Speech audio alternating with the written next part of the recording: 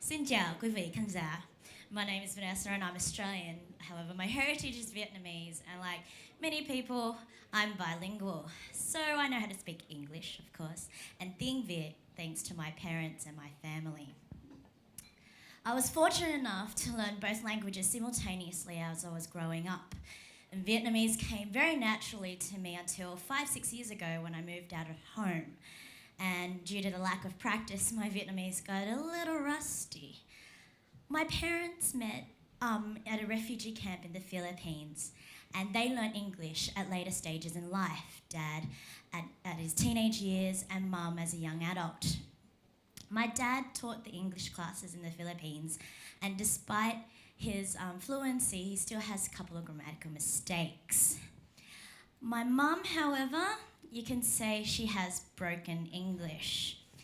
However, when I was younger, I remembered it to be a little better than it is now.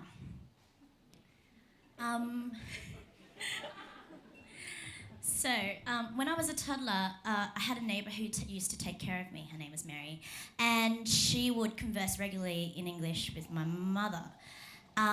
They would watch Young, the Restless and Bold the Beautiful together and would gossip and talk about recent TV extravaganzas. Now, though, unfortunately, Mum's watching Vietnamese dubbed Korean soap operas and hanging out with the local Vietnamese community.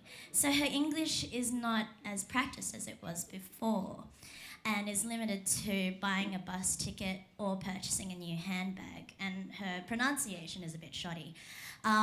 The other day at dinner, she was talking about her recent trip to Cabramatta, and even though, despite my dad and my little brother saying it's Cabramatta, she's like, but what's wrong with Cabramatta? People understand me anyway.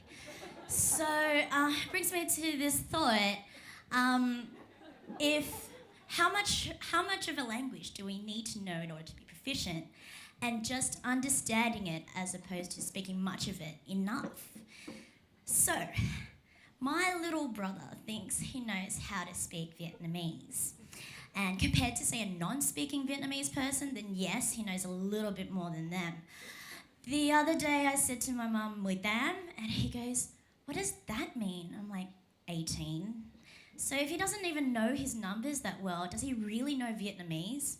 Mum, however, rest assured, knows her English numbers because she needs it to go shopping.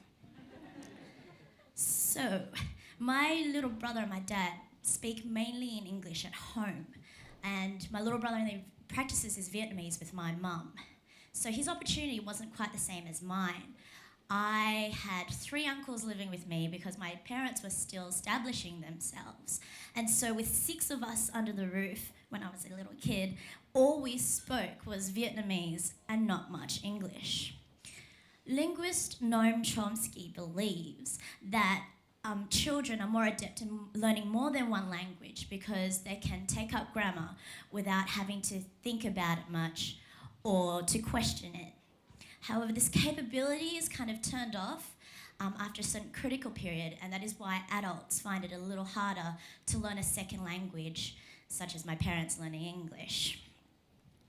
Children as well learn very well through behaviour, and that's how I learnt my Vietnamese, hearing it in action and copying my uncles and my parents.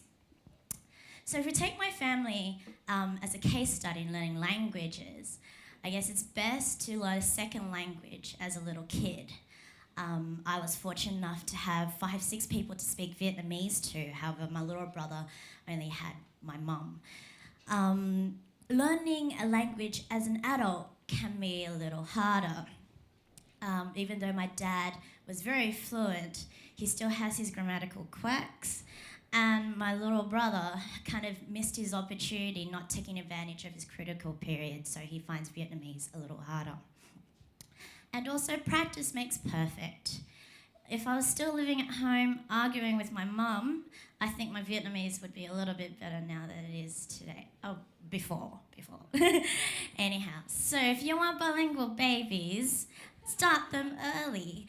If you're learning French or Italian, for that exotic European trip, practice with people besides learning from a textbook or language CD.